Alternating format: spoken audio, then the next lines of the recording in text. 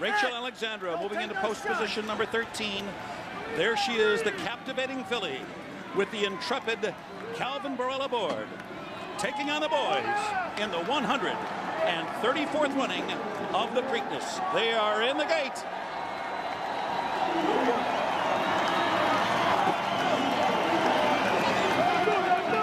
Big drama. A little skittish in the starting gate there. He settled down now. Oh, and he bucked off the rider. He bucked off Johnny Velasquez. But to his credit, Mind That Bird, who's in the stall right next to him, just as cool as a cucumber. Now they're going to back the horse out of the starting gate to get him resettled here. Johnny Velasquez was bucked off. He was a little skittish in there. The horse has been in the starting gate for a little while as he had to load in from post position number 1. Now the track veterinarian there, he's on site taking a look at the horse to make sure that he hasn't been injured in any way. Gary, you've been in this position before. Been in this position. Johnny Velasquez getting the leg back up here. Horse a little bit sweaty, but it looks like we're going to have a start, Tom. Big Drama's run only once this year and did not like standing that long time in the starting gate. Now back in. Tom? Ready for the start. And they're off in the Preakness. Big Drama gets off to a good start. Musket Man is there too. Here's Rachel Alexandra on the far outside. Pioneer of the Nile. And Freezing Fire has some early speed too. So they pass by us for the first time. And Velasquez is taking Big Drama well out into the track. Farthest out though, it is Rachel Alexandra. He's taken a bit wide going into that first turn here. Freezing Fire is third. Pioneer of the Nile is fourth. Take the Point is fifth on the outside as the filly gets floated wide. Then Papa Clem was down sixth toward the rail. General Quarters is seventh and Musket Man is eighth. And then it's Tone It Down is winning ninth on the outside. A break of 5 back to Wayne Lucas's 2 runners, Flying Private and Love Gov. And they're followed by Terrain and Mind That Bird. The Derby winner, where he was in the Derby at this point, he is last. Now about 12 lengths from the lead. Strong enough is the pace for him to run into. It was a 46 3/2 mile, and the filly's in front. She's in front early on here. Rachel Alexandra narrowly. Big Drama still going to stay right with her all the way. Freezing Fire looms back in third position. Half mile to go in the Preakness. On the inside, Papa Clem runs along in for it. Far outside, Pioneer of the Nile. Now running in fifth. From the back of the pack, Mind That Bird. 13th, 12th, 11th, and he's 10th now. And there's 3 furlongs to go.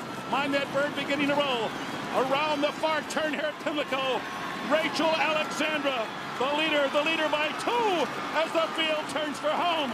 Big Drama running in second now. Mind That Bird looks for a way through, and he had to go way outside for it. Musket Man toward the inside. Rachel Alexandra's in front with 1 furlong to go. Musket Man moves to second. Mind That Bird is third on the outside. The filly trying to hold on. She's clear by 3. Mind That Bird runs at her late. Here's the weigher. And the filly did it!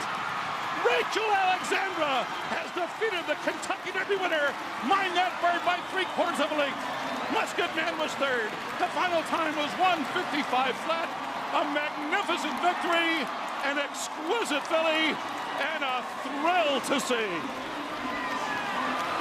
She is a super filly, Rachel Alexandra, the first filly to win the Preakness Stakes in 85 years and only the 5th overall.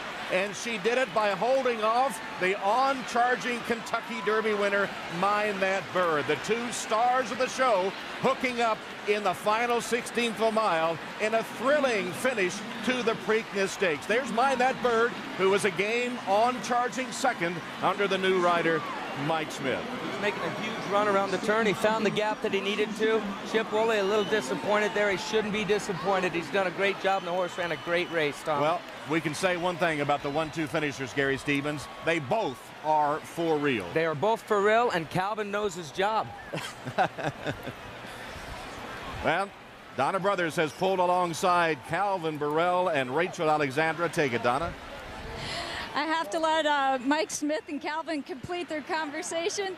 Mikey just said everybody stayed on the rail. Nobody would get off. So apparently he didn't get through. Everything went perfectly for you. Tell me about your...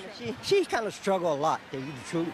Yeah, she... Struggled with the ground? Yes, ma'am. You know, she's... I think she's kind of used to that track at Churchill where she just skips along. You know, when I rode in New Orleans, that rain, it got hard. I know she loves a hard track. and she was very struggling at the end there a little bit.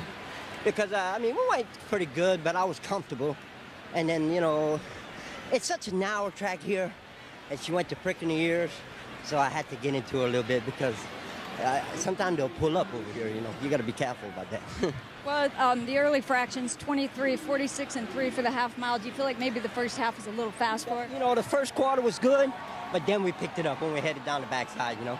But then we kind of slowed it down back, and I was fine.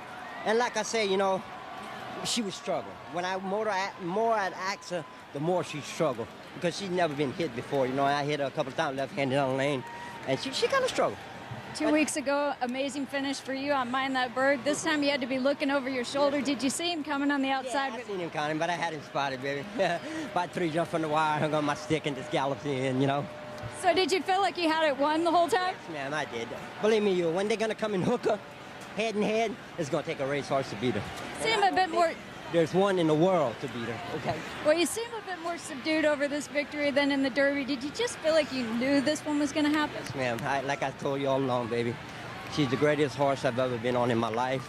And believe me, bar none, she did not handle the track 110%. And still won. Now, what about if they decide to run her back in 3 weeks in the Belmont? You've been familiar with that track. What about a mile and a mile and a half for her? I'm not worried about nothing. I'm going to leave that up to Mr. Jackson and Steve, and I just want to thank Mr. Jackson. Thank you.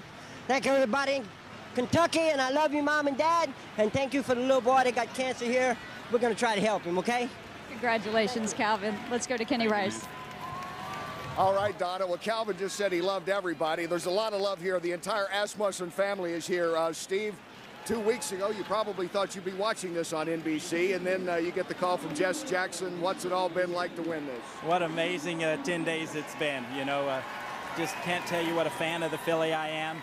You know, Hal Wiggins, his staff, what a great job that they did with her, and they deserve a ton of credit for it. As this race was unfolding, it looked like the push button, the classic moves that we've seen her in the past.